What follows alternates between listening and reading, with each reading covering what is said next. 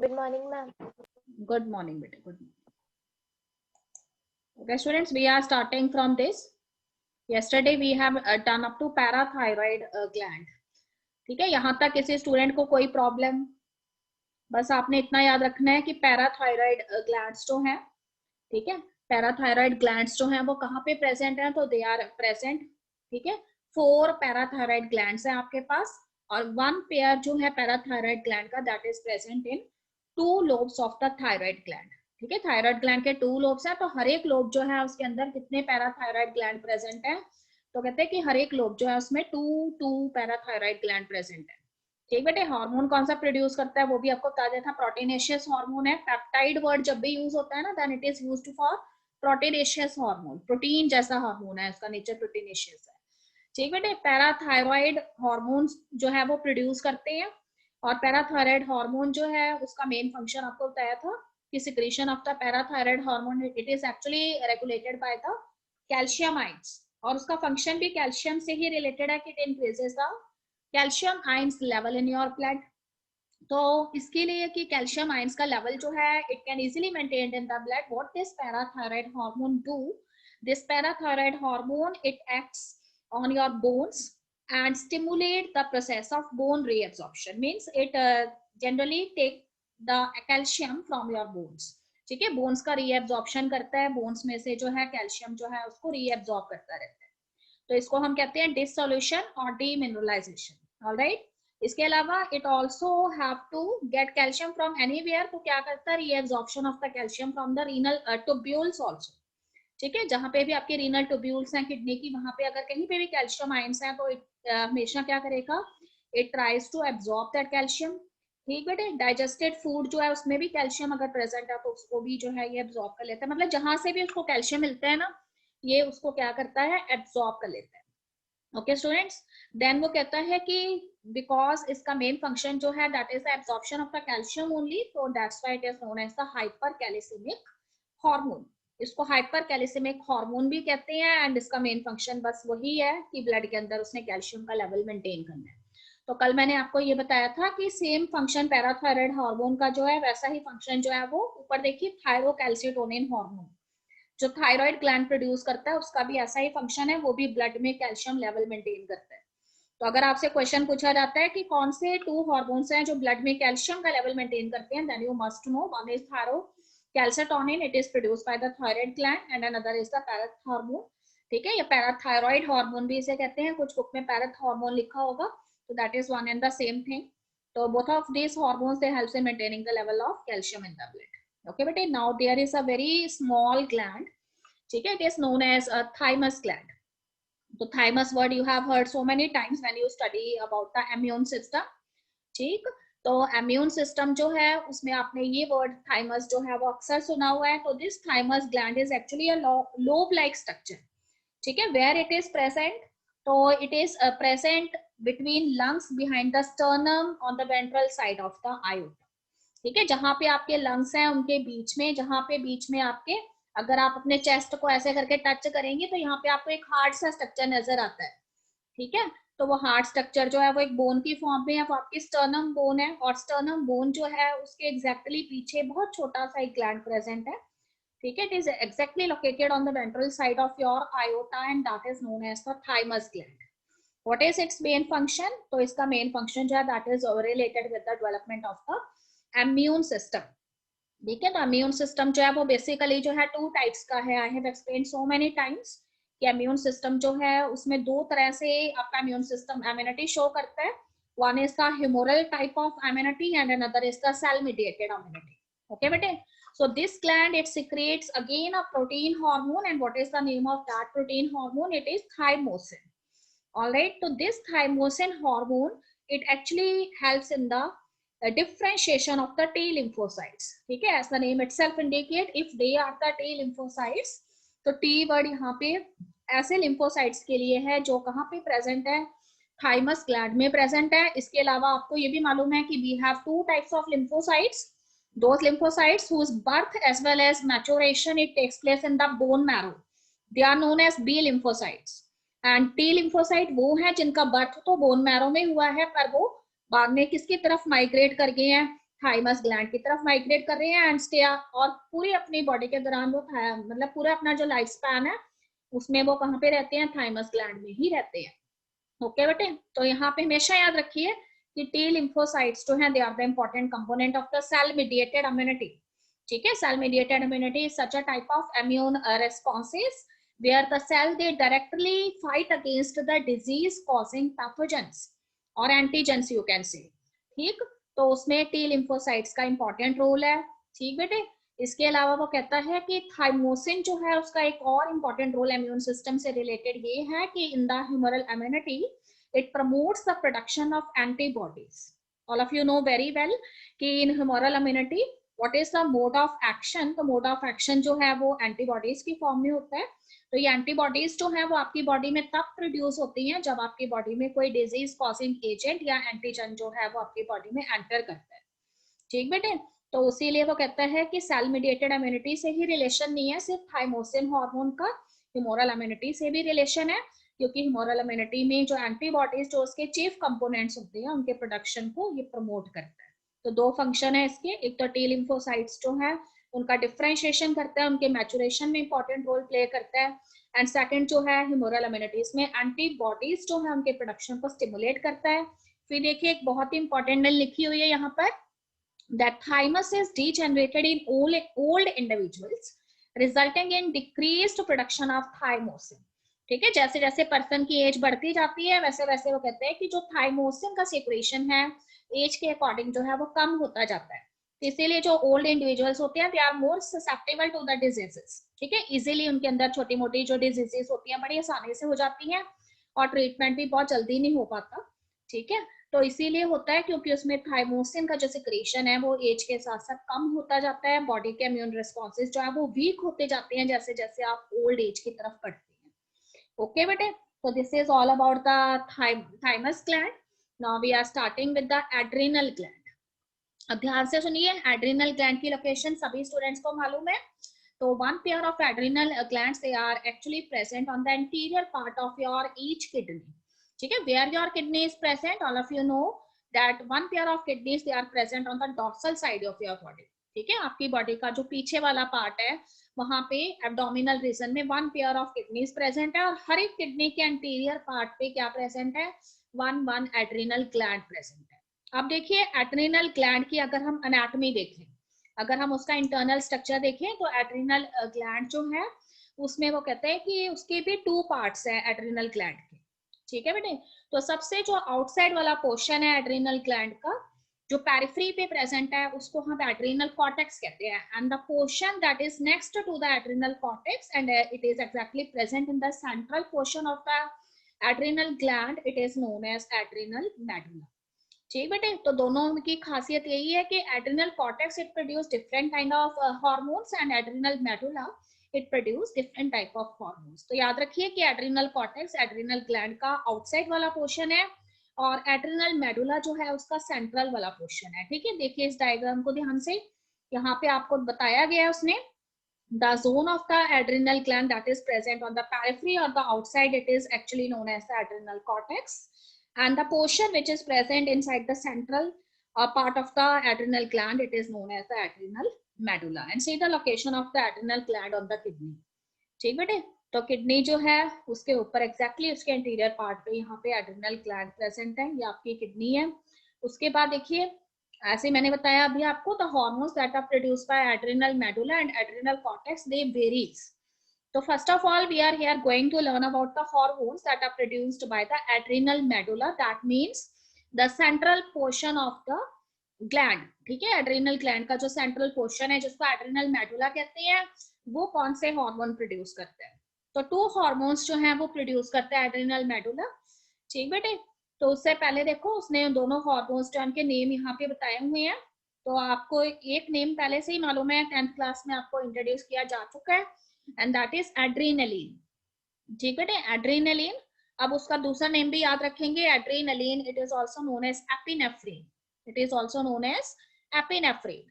ठीक, उसी तरह से कहते हैं कि there is one another hormone that is produced by adrenal medulla, it is known as noradrenaline, or another name is known as norepinephrine।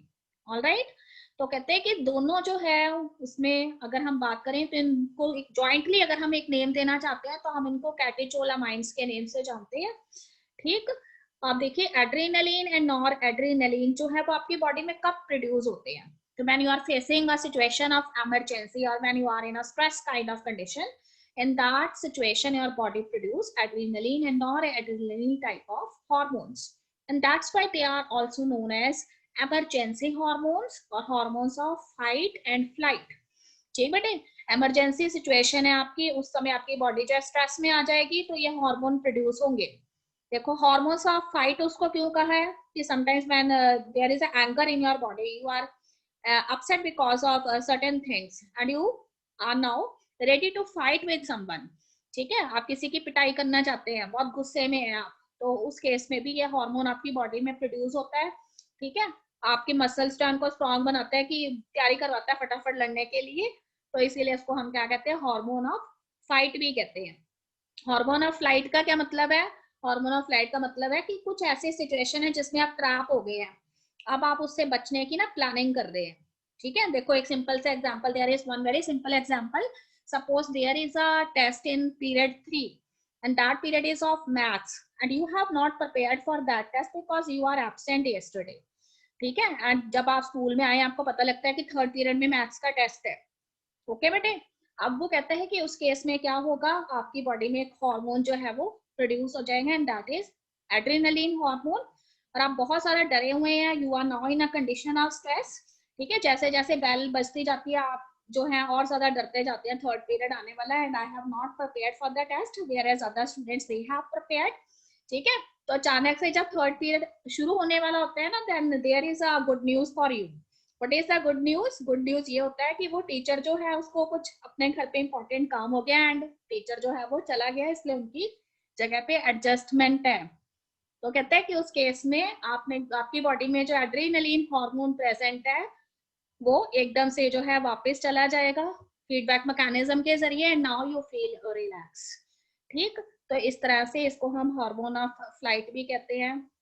Okay बेटे, फिर देखिए उसके बाद आपको उसने बताया कि what both of these hormones they actually do. तो both of these hormones they increase your heart beat because you are in the condition of stress, so your heart beat faster and there is also a contraction of your heart। ठीक है, strength of the heart contraction जो है उसको बढ़ाता है, rate of respiration increase हो जाएगा आपका। ठीक, क्योंकि जल्दी जल्दी आपका जो हार्ट है वो ब्लड पंप कर रहा है, वो ब्लड जो है वो लंग्स के पास पहुंच रहा है, रेस्पिरेशन रेट जो है वो बढ़ रहा है क्योंकि ऑक्सीजन और CO2 का ट्रांसपोर्ट जो है वो भी लंग्स से एसोसिएटेड है ना। फिर उसके बाद वो कहते हैं कि इसके अलावा your body it also release enormous amount of energy। now what these catecholamines they do, they actually stimulate the breakdown of the glycogen, that is the reserve food material stored in the animal cell। ठीक है, आपकी body के अंदर क्या है, glycogen present है जो actually आपका रिजर्व फूड मटेरियल है। अब इमीडिएटली आपकी बॉडी को एनर्जी की रिक्वायरमेंट है, देन दिस स्टोर ग्लाइकोजन उसका क्या होने लग जाएगा, ब्रेकडाउन होने लग जाएगा। ऑलराइट, तो ग्लाइकोजन जो है उसका ब्रेकडाउन होने से ब्लड के अंदर किसकी कंसेंट्रेशन बढ़ेगी, तो ग्लूकोज की कंसेंट्रेशन जो है उसको इंक्रीज कर देगा and if there is so much amount of glucose present in your blood तो आपको एक्स्ट्रा एनर्जी मिलेगी। ठीक बेटे, इसके अलावा कहते हैं कि बॉडी के अंदर प्रेजेंट जो लिपिड्स होते हैं, प्रोटीन्स होते हैं, which are the energy rich actually compounds they are present in your body, तो उनका भी ब्रेकडाउन यहाँ पे होने लग जाता है। ओके स्टूडेंट्स, अब वो कहते हैं कि एड्रिनल कॉर्टेक्स की अगर हम बात करें, then this adrenal cortex it has divided into 3 layers. ठीक है, 3 लेयर्स है एड्रिनल कॉर्टेक्स की, यानी एड्रिनल कॉर्टेक्स एड्रिनल ग्लैंड का आउटसाइड पोर्शन है। How many layers are there? 3 layers are there and these are known as, सबसे पहले inner layer से स्टार्ट होते हैं, तो इनर लेयर जो है that is known as zona reticularis. Then the middle layer is known as zona fasciculata and then there is the outer layer and outer layer is known as zona glomerulosa। ठीक बेटे, तो ये सारी layers जो हैं वो क्या करती हैं, हार्मोन्स रिलीज करती हैं and these hormones which are produced by this adrenal cortex they are collectively known as corticoids। they are known as corticoids। all right bete, all of these corticoids they are involved in the metabolism some of the important compounds that are present in your body। So those corticoids which are involved in the metabolic activities that are responsible for breakdown of carbohydrate, they are known as glucocorticoids. ठीक है, जो carbohydrate का breakdown करते हैं उनको glucocorticoids कहते हैं। और उसके अंदर वो कहता है कि मेन जो ग्लूकोकॉर्टिकॉइड है वो यहाँ पे कॉर्टिसोल है। ऑलराइट, इसके अलावा कहते हैं कि some of the corticoids they are involved in regulating the balance of water and electrolytes in your body. आपकी बॉडी में वाटर और इलेक्ट्रोलाइटिक बैलेंस को मेंटेन करते हैं। तो दीज कॉर्टिकॉइड्स, ठीक है, they have special name, they are known as the mineral corticoids. And what is the third one? तो उसमें देखो एक उसने बताया हुआ है कि मिनरल कॉर्टिकॉइड्स जो है उसके अंदर एल्डोस्टेरॉन आता है। अभी किडनी वाले चैप्टर में भी आपने एल्डोस्टेरॉन का रोल पढ़ा हुआ है, तो उसमें भी वो डिस्टल कॉन्वोलेटेड ट्यूब्यूल्स में से एक्स्ट्रा मिनरल्स का रीअब्जॉर्प्शन करता है। ओके बेटे, अब देखो glucocorticoid, it is produces a variety of functions. Number 1, it stimulates gluconeogenesis, ठीक है, it is somewhat related with the breakdown of the glycogen into the glucose. And beside this lipolysis, lipolysis means lipids का breakdown, proteolysis means proteins का breakdown, ठीक है, gluconeogenesis के अंदर glycogen का breakdown होकर ग्लूकोज बनता है। तो ये सारे जो हैं इन सभी मेटाबॉलिक एक्टिविटीज में इन्वॉल्व होते हैं। एंड इसके अलावा they also inhibit cellular uptake and utilization of the amino acids, ठीक है, जो भी अमाइनो एसिड्स बनती हैं प्रोटीन के ब्रेकडाउन के बाद, उनका जो सेलुलर अपटेक है उसको ये रोकते हैं एंड ब्लड के अंदर उनकी प्रॉपर कंसेंट्रेशन मेंटेन करके रखते हैं। ओके स्टूडेंट्स, फिर देखिए cortisol is also involve in maintaining the cardiovascular system as well as the kidney functions. तो हार्ट की जो आपकी फंक्शनिंग है उसको भी रेगुलेट करती है, ठीक है। कार्डियोवैस्कुलर सिस्टम का यहाँ पे मतलब है कि जो ब्लड वेसल्स जो हैं आपकी ब्लड लेके जाती हैं हार्ट के पास में प्लस किडनीज के पास में, उनको भी उनके भी फंक्शंस को रेगुलेट करते हैं। और इसके अलावा देखिए glucocorticoids, primarily glucocorticoids such as cortisol, it produces anti-inflammatory reactions and suppress the immune system, ठीक है। दूसरा फंक्शन उसका ये है कि आपकी बॉडी के अंदर जो इन्फ्लामेटरी रिएक्शंस प्रोड्यूस होती हैं, sometimes when your body get injured या आपकी कहीं पे भी कोई हाथ लग गया है, ठीक है, तो आज स्वेलिंग आ जाती है वहां पर। तो कहते हैं कि इस तरह की जो स्वेलिंग है कुछ टाइम बाद आप देखोगे कि अपने आप ही गायब हो जाती है। तो that are the anti-inflammatory reactions, so that also happens because of glucocorticoids. And another thing is कि it suppress the activity of your immune system. तो कई बार आपका इम्यून सिस्टम जो है वो कुछ एक्टिविटी शो करता है when some antigen it enters in your body, but after sometimes when they later on overwhelm over that antigens, तो उसके बाद वो कहते हैं कि अब और ज्यादा इम्यून रिस्पॉन्सेज की जरूरत नहीं है बॉडी में, तो फिर इम्यून रिस्पॉन्सेज जो हमको स्टॉप करने में भी इनका इंपॉर्टेंट रोल होता है, ठीक बेटे। इसके अलावा देखो cortisol it stimulate RBC production, ठीक है, आरबीसी का प्रोडक्शन आपकी बॉडी में इंक्रीज करता है ये।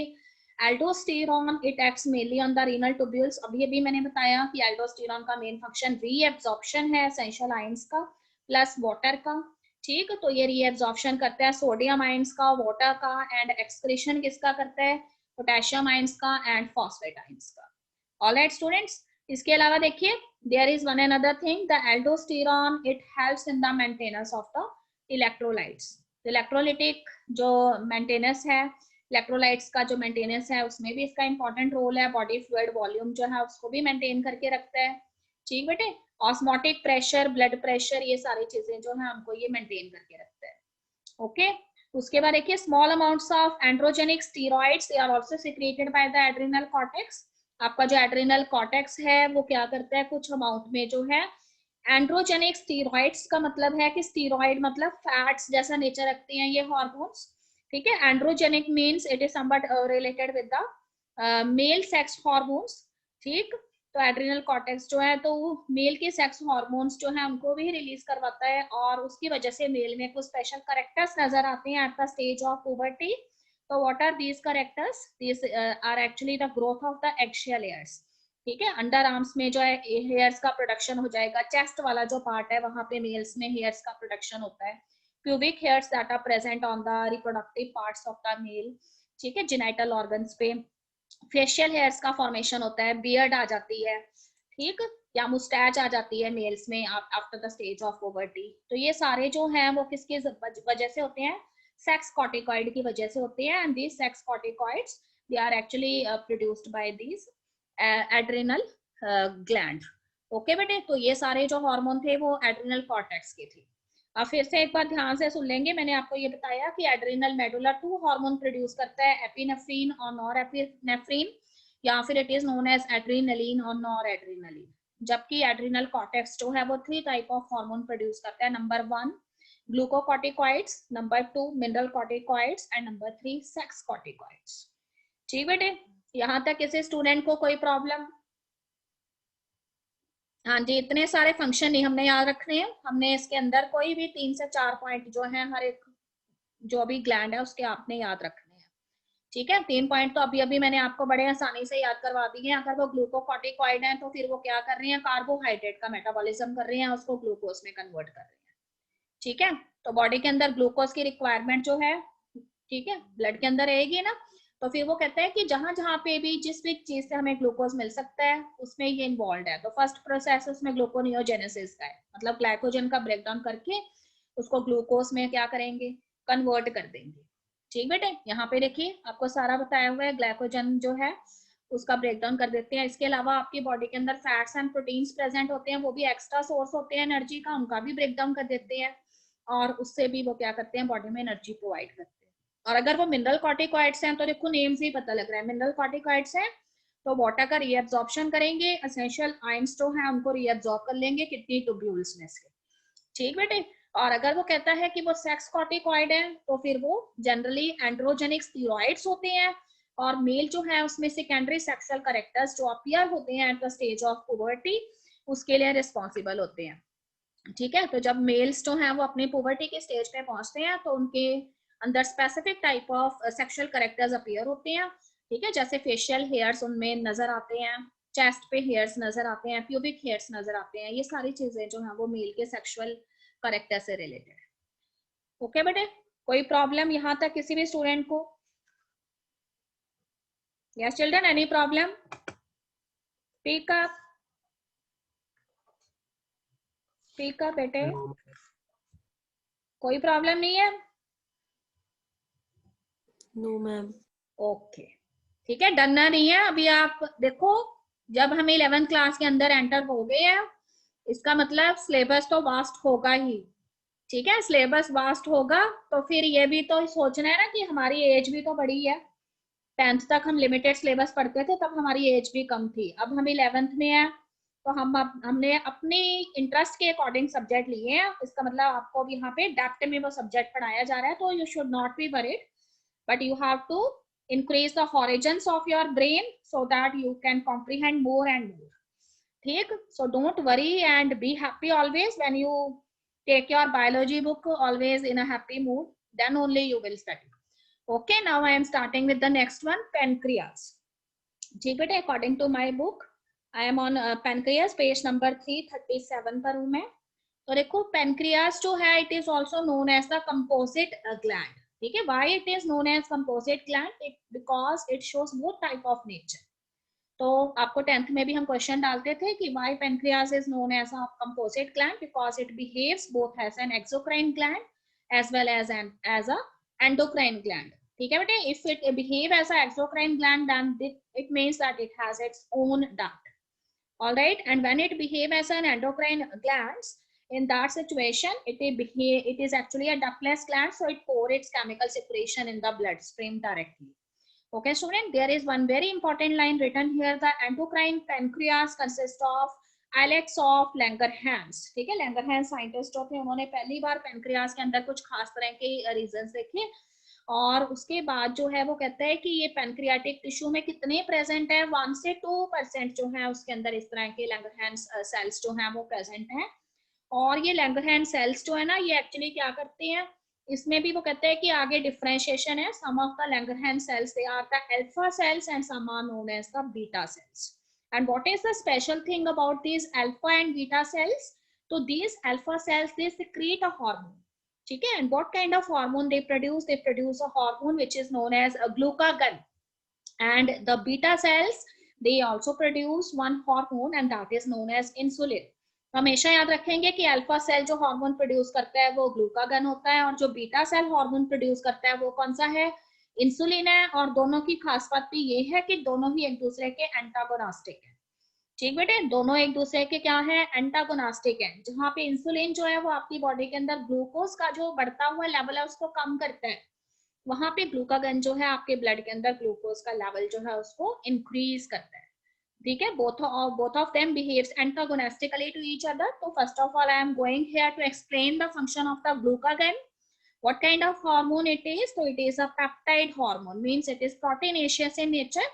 And what is its main function? So its main role is maintaining the normal blood glucose level. ठीक है, तो ब्लड के अंदर ग्लूकोज का लेवल जो है उसको ये मेंटेन करके रखता है ग्लूकागन हार्मोन। और कहता है कि कैसे मेंटेन करता है, तो this glucagon hormone it mainly acts on your liver cells. ठीक, and the liver cells they are known as hepatocytes. तो आपके लीवर के जो सेल्स हैं जिनको हिपैटोसाइट्स कहते हैं, उनके ऊपर ये एक्ट करता है और क्या स्टिमुलेट करता है, ग्लूकोजिनोलाइसिस।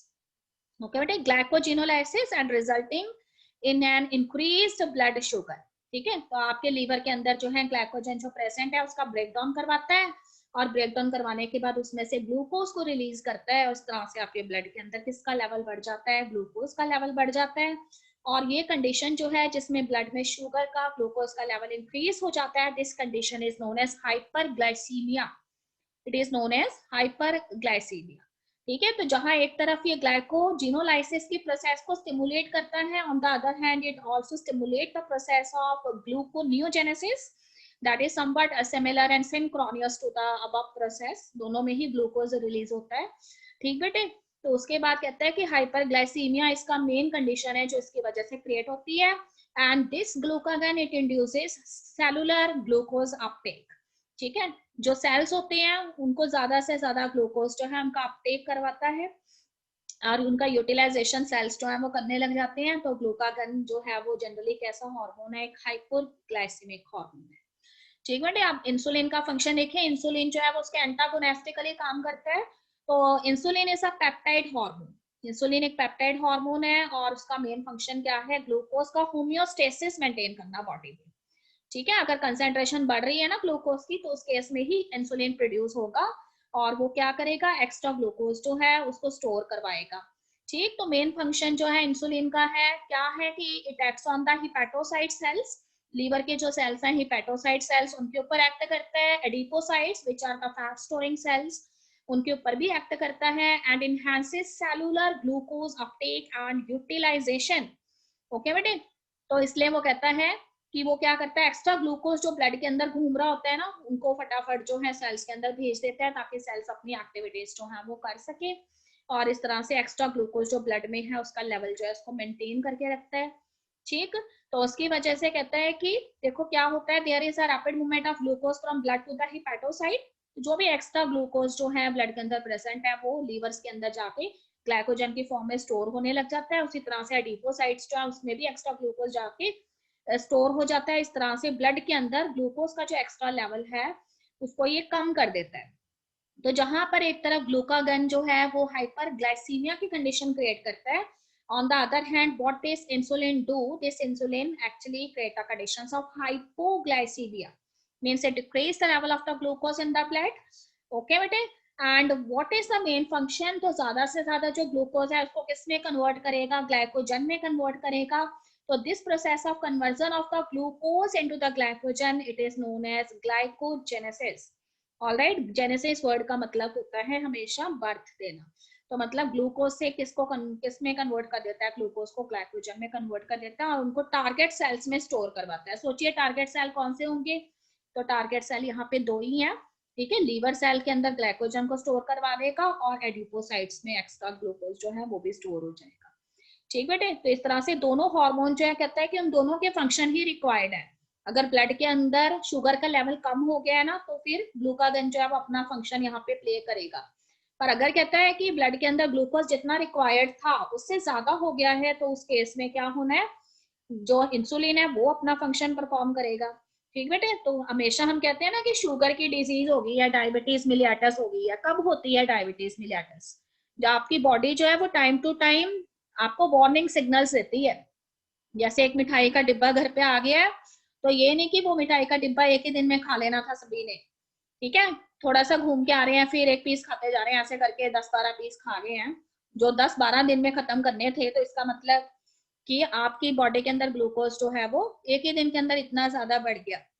ठीक, तो कई बार even in the childrens who are below the age of middle, adulthood से पहले ही कई बच्चे जो होते हैं उनके अंदर भी कई बार अचानक से ब्लड प्रेशर बढ़ता है। सोचिए क्या चाइल्ड से रिलेटेड है ब्लड प्रेशर की डिजीज। ऐसा कब होता है? व्हेन उन्होंने बहुत ज्यादा फ्राइड फूड ले लिया होता है, ठीक है, या फिर मिठाई आई है या एप्पल्स हैं वो बहुत ज्यादा क्वांटिटी में ले लिए हैं। तो कोई भी चीज एक्स्ट्रा अमाउंट में अगर हम लेते हैं तो हमारे लिए बेनिफिशियल कभी नहीं होती। तो वो एक्स्ट्रा ग्लूकोज जो आपने आपकी बॉडी में मेंटेन कर लिया है, तो उसको आपकी बॉडी जो है वो स्टोर करने की कोशिश करती है ग्लाइकोजन की फॉर्म में।